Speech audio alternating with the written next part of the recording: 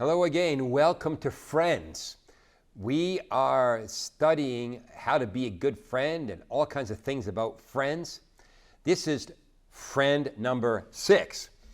And we're going to reiterate a little bit of things that Steve shared with us the last 2 times.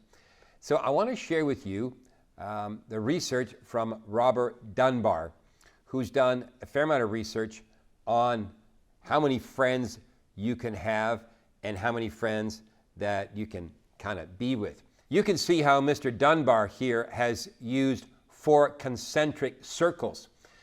So right in the center you have, and again Steve helped us with this last time, you can have about 5 people in that close proximity. Then the next group out would be 15, the next group out would be 50, and the next group out would be 150. They say that you should be able to remember about 150 names. I'm not sure that I'm capable of doing that. But this helps us understand that not everybody can be in close proximity to you.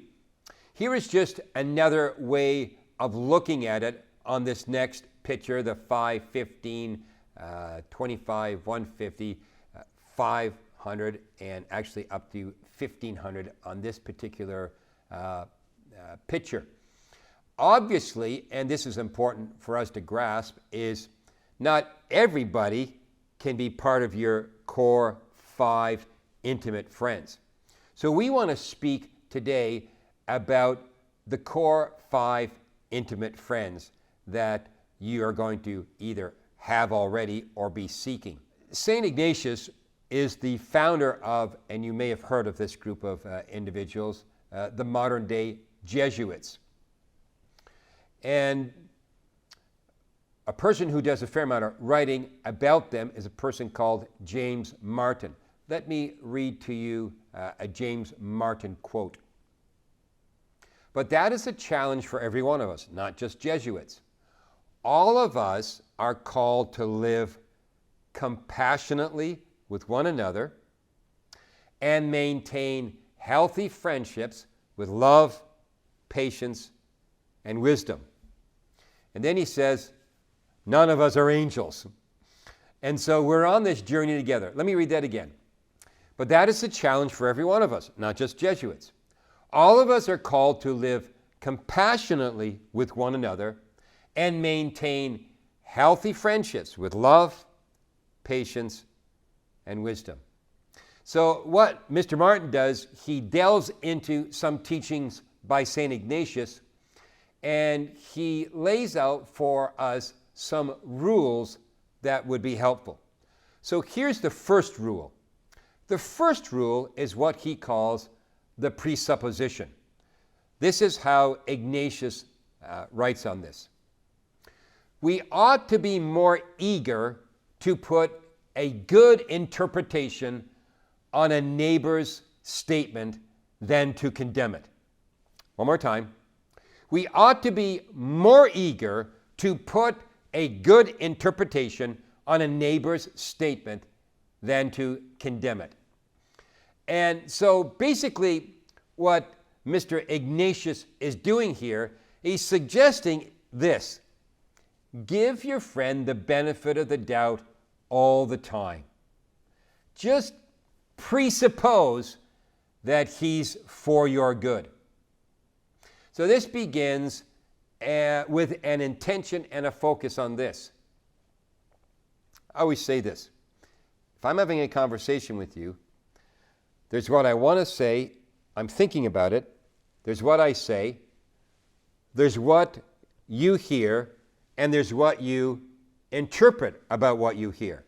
Now sometimes, as I found out, and if you think about it, those are 4 different things. What I thought I wanted to say, what I said, what you heard, and how you interpreted it, you ended up with 4 different things that could cause conflict. And so it's good to practice good listening, communication, and sharing. So one of the easiest things to do in good communication is to repeat back to the person what they said. "I heard you say that you want me to pick you up and all of your kids at 5 p.m. Is that the right time? And all your kids are coming as well? See, I want to really reiterate back so I hear well. So, number one, the presupposition. Secondly, a way to proceed. He says three things here. Number one, we should not try to possess one another. In other words, we need to give one another, especially our intimate friends, we need to give our intimate friends freedom. Don't try to possess them. Secondly, make sure that our friendships are not self-centered, but that they are other-directed. We always want to seek the good of our friend, the help of our friend.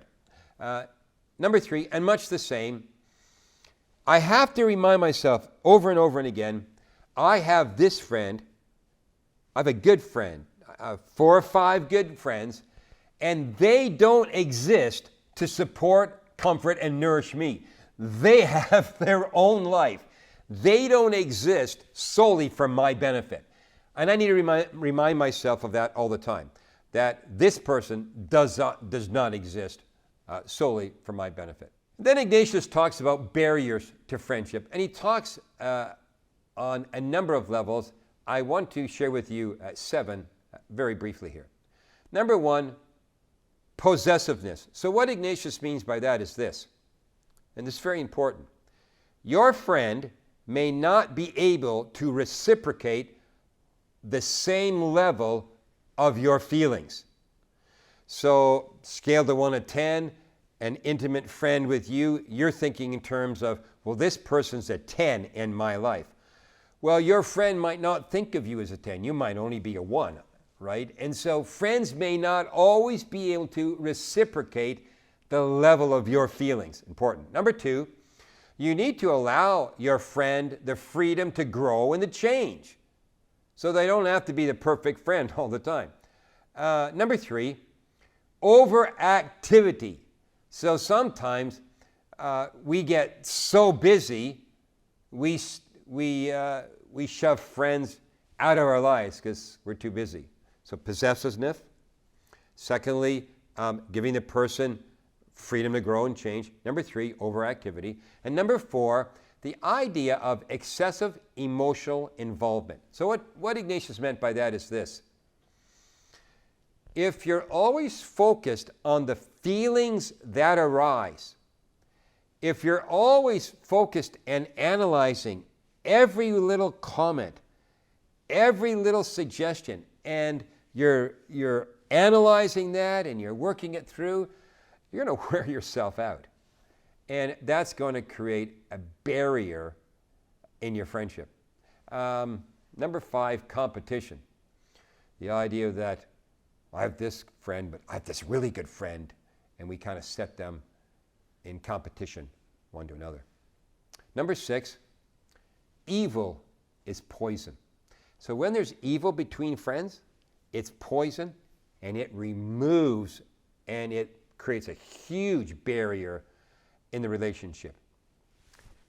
And number 7, very interesting, a complaint-driven friendship. We're together and all we do is complain about Harry or Bob or our car or our wife. And so what gives us that kind of intimacy is that we all take turns complaining. That will ultimately create a barrier to friendship. So here we go, Mr. Ignatius.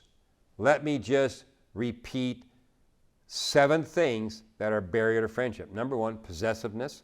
Number 2, giving the person the freedom to grow and change. Number 3, overactivity, too much activity, so we can't get together. Number 4, excessive emotional involvement, focusing on feelings, analyzing every comment. Competition, it's dangerous. Evil is a poison. And complaint-driven friendship, it will crash. Thank you for being part of our viewing audience today. Here we come to you with friend number 6. God bless you.